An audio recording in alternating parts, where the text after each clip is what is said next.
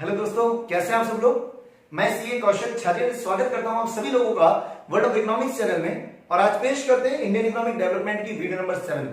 हमारी जो last video थी वीडियो नंबर 6, उसमें हम लोगों ने डिस्कस किया कि सर इंडिया के ऑक्यूपेशनल स्ट्रक्चर की हालत और इंडिया के इंफ्रास्ट्रक्चर की हालत क्या थी on the eve of independence.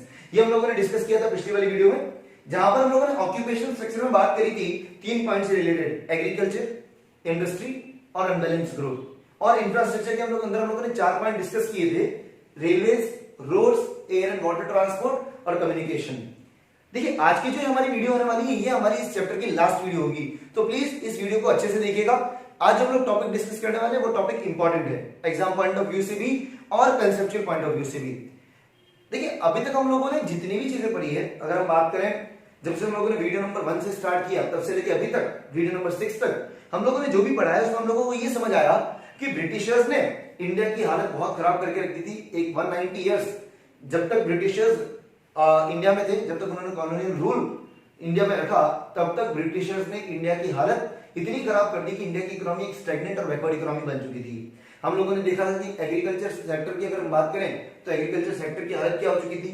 उसके बाद में हमने इंडस्ट्री की बात करी कि सर इंडस्ट्रीज, हमारी हैंडीक्राफ्ट इंडस्ट्रीज खत्म हो गई थी, मशीन मेड प्रोडक्ट्स के साथ कंपटीशन आ गया था, कैपिटल गुड्स इंडस्ट्रीज नहीं थी। फॉरेन ट्रेड में हम लोगों ने बोला कि सर हम लोग एक्सपोर्टर बन गए थे रॉ मटेरियल के और इंपोर्टर बन गए थे फिनिश गुड्स के। हमारे यहाँ पर जो ट्रेड था उस पर मोनोपोली कंट्रोल था ब्रिटिशर्स का। फिर हम लोगों ने बात करी डेमोग्राफिक प्रोफाइल की कि sir high birth rate, high death rate, low life expectancy, improper public health facilities, इनसे रिलेटेड बातें करी थी। उसके बाद में हम लोगों ने ऑक्यूपेशनल स्ट्रक्चर की बात करी और हम लोगों ने लास्ट बात करी थी कि इंफ्रास्ट्रक्चर की हालत क्या थी। देखिए इन सभी चीजों से ये समझ में आया कि ब्रिटिशर्स ने जब इंडिया में रूल किया तो इंडिया की इकोनॉमी को इतना बेकार कर दिया और इंडिया की जो कंडीशन थी वो इतनी बदतर कर दी कि सर हमारे यहाँ पर जितनी भी अगर हम कंट्रीज की बात करें उन सभी कंट्रीज के मामले, उन सभी कंट्रीज के कंपैरिजन में हमारी जो इंडिया की इकोनॉमी वो बहुत पिछड़ गई थी।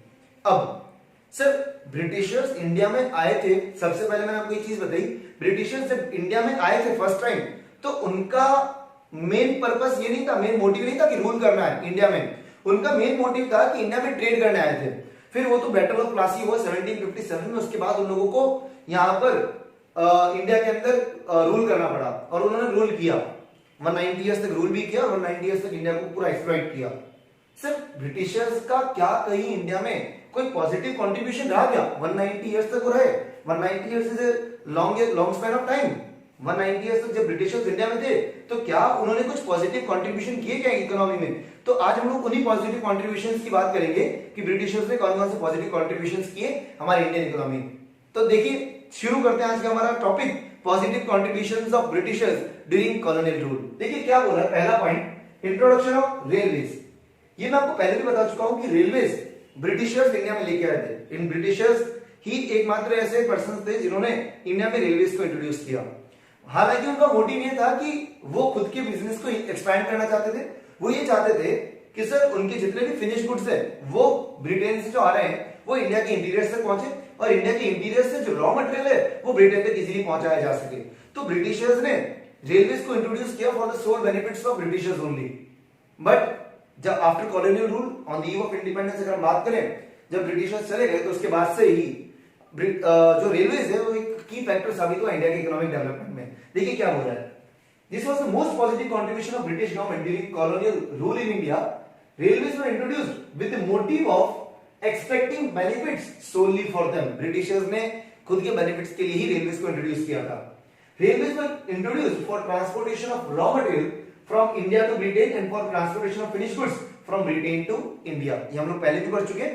Next, later on after independence railways became the key factor in India's economic development।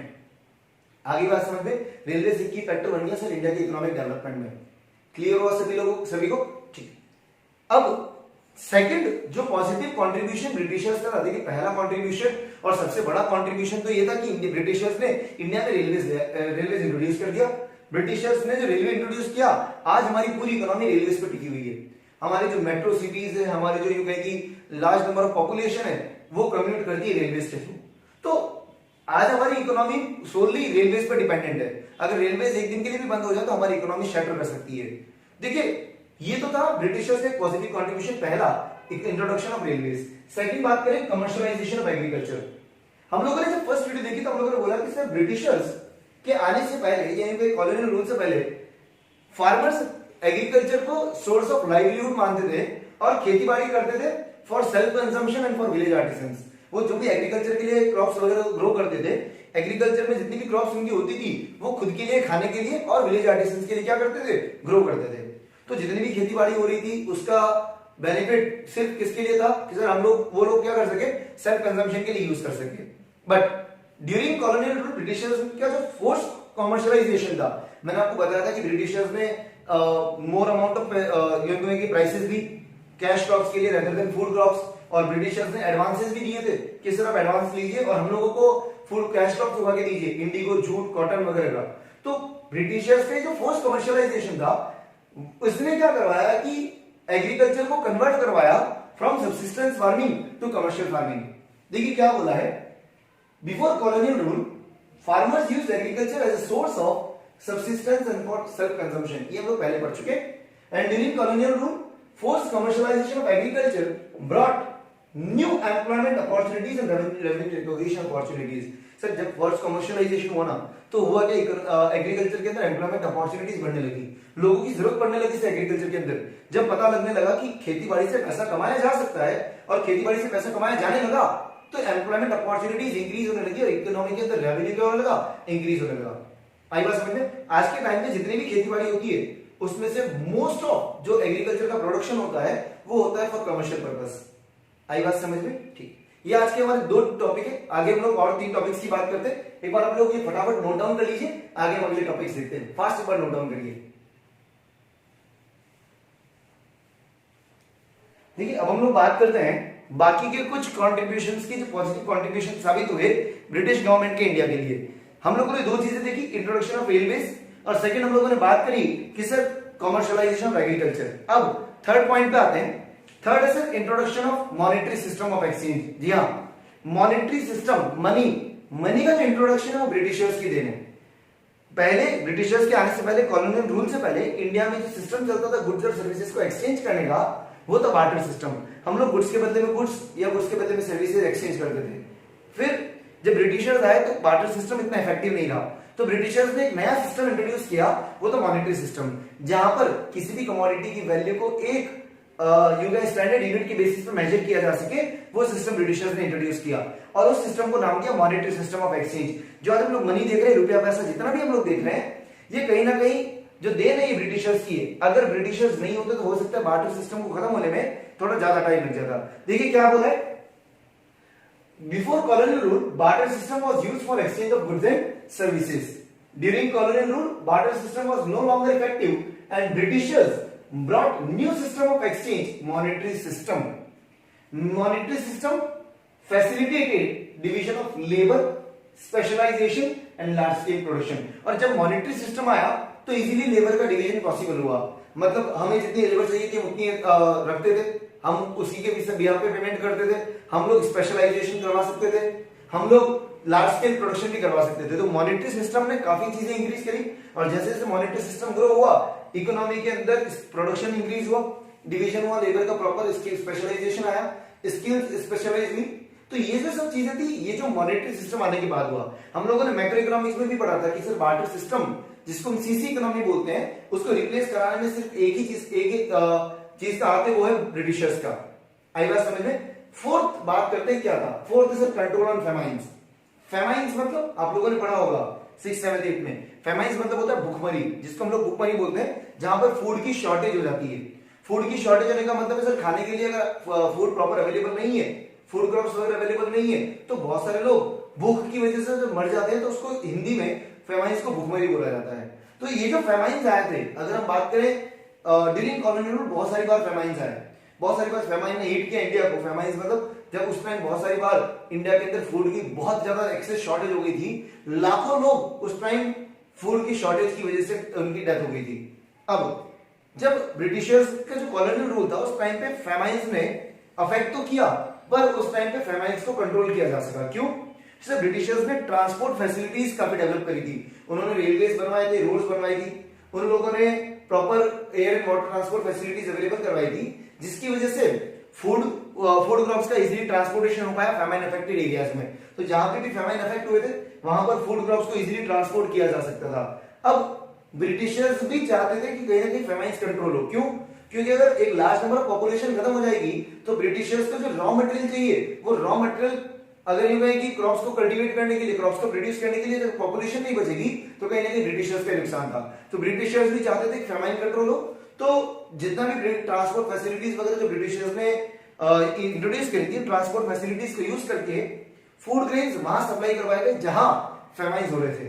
देखिए क्या हो रहा है, due to increased transportation facilities and rapid movement of goods from one place to another, it facilitated transport of food grains to famine affected areas. Accordingly, famines were controlled. और जहां पे famine हुआ था वहां पर food grains पहुंचाए गए और उसी वजह से famines को क्या करा जा सका? कंट्रोल। अगर ट्रांसपोर्टेशन फैसिलिटीज प्रॉपर नहीं होती तो sir famine control area, famine affected areas में food grains पहुंचाना ना के बराबर था, मुश्किल था। सर कैसे पहुंचा था? इतना सारा food grain famine affected areas में पहुंचाना बहुत मुश्किल था। तो ब्रिटिशर्स की जो ट्रांसपोर्ट फैसिलिटीज थी इसी की वजह से फेमाइन्स पे कंट्रोल पाया जा सका।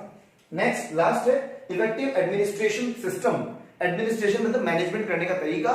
अब ब्रिटिशर्स क्या कर रहे थे, उन्होंने पूरे इंडिया को अपने यूं कहेंगे रूल के अंडर में कवर कर रखा था। अब ब्रिटिशर्स एक ऐसा एडमिनिस्ट्रेशन सिस्टम बना के गए हमारे लिए जो काफी अच्छा साबित हुआ इंडियन इकोनॉमी में। पॉलिटिशियंस ने, इकोनॉमिक प्लानर्स ने वही एडमिनिस्ट्रेशन अडॉप्ट किया और उसी में थोड़े बहुत चेंजेस करके वो एक एडमिनिस्ट्रेशन सिस्टम इंडिया को प्रेजेंट किया आफ्टर कॉलोनियल रूल। देखिए जब ब्रिटिशर्स इंडिया में थे तो उन्होंने काफी सारे यूं कहेंगे पूरे इंडिया को जब कवर किया तो उनके ऑफिसेस, एडमिनिस्ट्रेटिव ऑफिसेस काफी सारी जगह लोकेटेड थे। तो इंडिया को कैसे एडमिनिस्ट्रेट करना है, कैसे इंडिया की एक्टिविटीज को मैनेज करना है, कैसे इंडिया की इकोनॉमिक एक्टिविटीज को मैनेज करना है फॉर 190 लॉन्ग इयर्स, 190 साल तक इंडिया के अंदर इकोनॉमिक एक्टिविटीज को मैनेज करना, इंडिया की पॉपुलेशन को मैनेज करना, कंट्रोल करना, एडमिनिस्ट्रेट करना, it was not a cup of T. तो हुआ क्या कि सर ब्रिटिशर्स ने एक ऐसा एडमिनिस्ट्रेशन सिस्टम तैयार किया जो ब्रिटिशर्स के जाने के बाद में भी एक वसीयत के तौर पे हमारे जो पॉलिटिशियंस और इकोनॉमिक प्लानर्स हैं उनको मिला और उन्होंने उसी चीज को बेस मानते हुए इंडिया की इकोनॉमिक पॉलिसीज, इंडिया का एडमिनिस्ट्रेशन सिस्टम क्या किया, फ्रेम किया। देखिए क्या बोला, the colonial government left a legacy of efficient system of administration. It served as a ready reference for our politicians and economic planners. आई बात समझ में? हम लोगों ने 5 चीजें देखी सर ब्रिटिशर्स के 5 अच्छे योगदान रहे इंडियन इकोनॉमी में। पहला रेलवे, सेकंड एग्रीकल्चर को कमर्शियलाइज करवाना, थर्ड मनी सिस्टम का इंट्रोडक्शन, फोर्थ फेमाइन्स पे कंट्रोल और फिफ्थ बेटर एडमिनिस्ट्रेशन सिस्टम।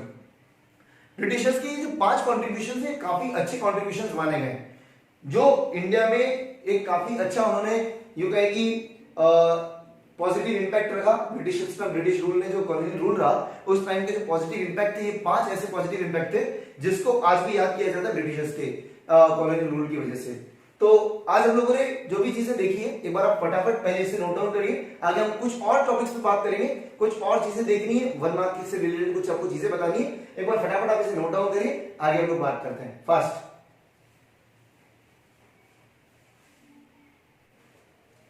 देखिए अब हम लोग बात करते हैं कि सर कुछ ऐसे पॉइंट्स के ऊपर जो 1 मार्क के लिए इंपॉर्टेंट है। देखिए कुछ डेटा है जो आपको लर्न करने पड़ेंगे। सबसे पहले हम बात करते हैं फर्स्ट ऑफिशियल सेंसस। याद रखिएगा फर्स्ट ऑफिशियल सेंसस कब कंडक्ट किया गया, 1881। Year of great divide 1921। Introduction of railways in India 1850। देखिए कुछ बुक्स में 1853 भी लिखा हुआ है बट 1853 में रेलवेज ऑपरेट होना शुरू हुए थे। तो इंट्रोडक्शन तो 1850 में हो गया, 3 साल लगे थे ऑपरेशन के अंदर, तो 1850 is the correct answer. Next, notable economist who estimated India's national income and per capita income. 5 ऐसे इकोनॉमिस्ट हैं जिन्होंने एस्टिमेट की थी इंडिया की नेशनल इनकम और पर कैपिटा इनकम को। उसके 5 के नाम क्या क्या उनके, दादाभाई नारोजी, वी.के.आर.वी. राव, आर.सी. देसाई, फिंडले शिरस और विलियम डिग्बी। ये 5 नाम आपको याद रखने जरूरी है, जिसमें दादाभाई नारोजी, वी.के.आर.वी. राव, आर.सी. देसाई, विलियम डिग्बी और फिंडले शिरस, ये 5 नाम आपको याद रहने चाहिए। 1 mark MCQ, fill in the blanks, true false, match the following, कहीं पे भी ये चीज पूछी जा सकती है। Last is during partition of India rich food producing areas of West Punjab and Sindh went to Pakistan. ध्यान रखना कि जब हम लोगों को इंडिया का जो पार्टीशन हुआ, इंडिया पाकिस्तान जब बंटवारा हुआ था इंडिपेंडेंस के टाइम पे, उस वक्त इंडिया का जो रिच फूड प्रोड्यूसिंग एरिया था जो वेस्ट पंजाब में आता है, सिंध में था, वो बंटवारे में कहां पर चला गया, पाकिस्तान के अंदर चला गया। तो हमारे जो रिच फूड प्रोड्यूसिंग एरियाज थे वो सब पाकिस्तान के यहां चले गए। आई बात समझ में? ध्यान से समझना। हम लोगों ने कुछ डेटा के बारे में बात की, एक बार रिवाइज करते हैं। First official census 1881, year of great divide 1921। Second third हम लोगों ने बात की introduction of railways 1850। 5 economist VKRV. Rao, Dadabhai Naoroji, RC. Desai, Findlay Shirras और विलियम डिग्बी। उसके बाद में लास्ट हम लोगों ने बात करी कि वेस्ट पंजाब और सिंध जो एरिया था वो पार्टीशन के टाइम पे किसके यहां चला गया, पाकिस्तान। एक बार फटाफट आप लोग ये नोट डाउन कर लीजिए। हम लोग इस चैप्टर को यही वाइंड अप करते हैं। फटाफट नोट डाउन करिए, कुछ आगे बात करनी है आपसे फास्ट।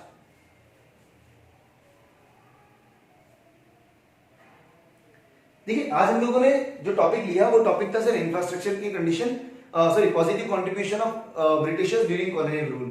हम लोगों ने काफी सारी चीजें पढ़ी। आज हम लोग इस चैप्टर को यहीं वाइंड अप करेंगे। यहां पर हम लोगों ने इस चैप्टर की 7 जो वीडियोस आई है उसमें इस चैप्टर को कंप्लीट कवर कर लिया है। अगर आप में से किसी को पूरे चैप्टर में कोई भी डाउट लगता है तो डिस्क्रिप्शन में मेरे कॉन्टेक्ट डिटेल्स गिवन है, मुझे वहां जाकर कनेक्ट कर सकते हैं। अगर आप में से किसी को कोई नोट्स चाहिए, एमसीक्यूज वगैरह चाहिए इस चैप्टर के, तो डिस्क्रिप्शन में मुझे नंबर है, मेरे नंबर गिवन है, मुझे व्हाट्सएप करिए, मैं आपको अवेलेबल करवा दूंगा। तब तक के लिए stay safe, stay at home, thank you and bye.